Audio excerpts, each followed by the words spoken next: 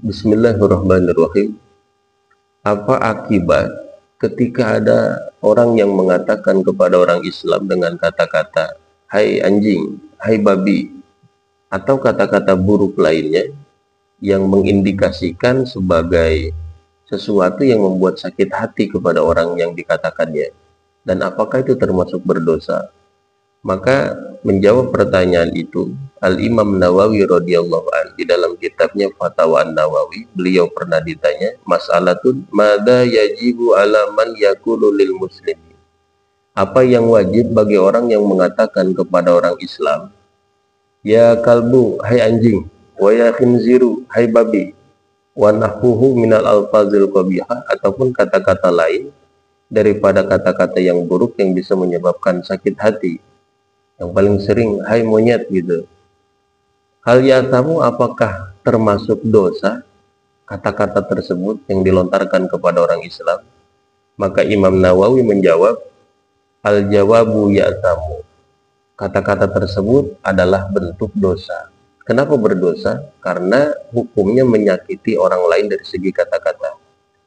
Baginda Nabi Muhammad SAW mengatakan, al-muslimu man salimal muslimuna min yadihi wa lisanihi.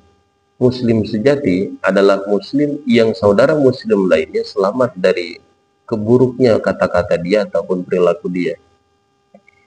Jadi ketika kita bisa menjaga kata-kata kita dan juga perilaku kita agar tidak menimbulkan kerugian kepada saudara muslim lainnya, maka pada saat itu kita menjadi muslim yang sejati.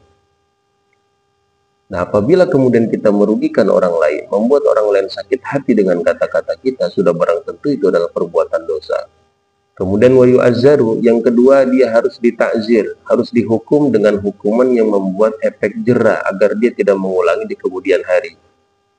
Dan hukuman ini relatif, tergantung kepada pandangan pemimpin setempat, apakah dengan cara didenda, ataukah dengan cara dikurung, ataukah dengan cara seperti kalau di pesantren itu dibotakin, atau dihukum seperti membersihkan anu dan lain sebagainya. Yang penting membuat efek jera kepada si pelakunya agar tidak melakukan di kemudian hari perbuatan dosa yang sama seperti yang dia lakukan tersebut. Dan yang ketiga, wa alaihi taubatu, wajib bagi dia taubat dengan cara meminta maaf kepada orang yang dia katakan tersebut, orang muslim tersebut.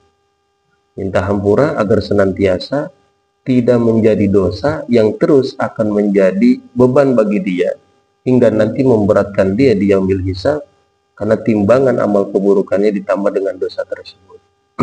Apabila kita berdosa kepada Allah, itu cukup dengan cara istighfar dan juga taubat, tidak mengulangi lagi di kemudian hari.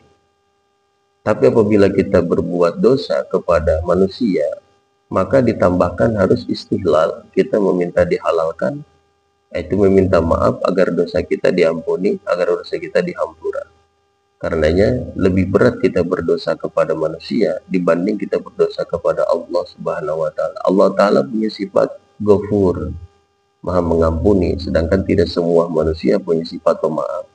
Karenanya wajiblah kita menjaga kata-kata kita, perilaku kita, khususnya kepada sesama muslim, agar senantiasa kita terbebas daripada dosa hakul adami yang nanti akan memberatkan di timbangan keburukan kita, timbangan amal buruk kita nanti di akhirat.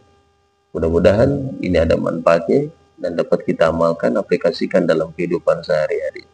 Hadanallahu wa yakum ajmain, wallahu a'lam bishawab.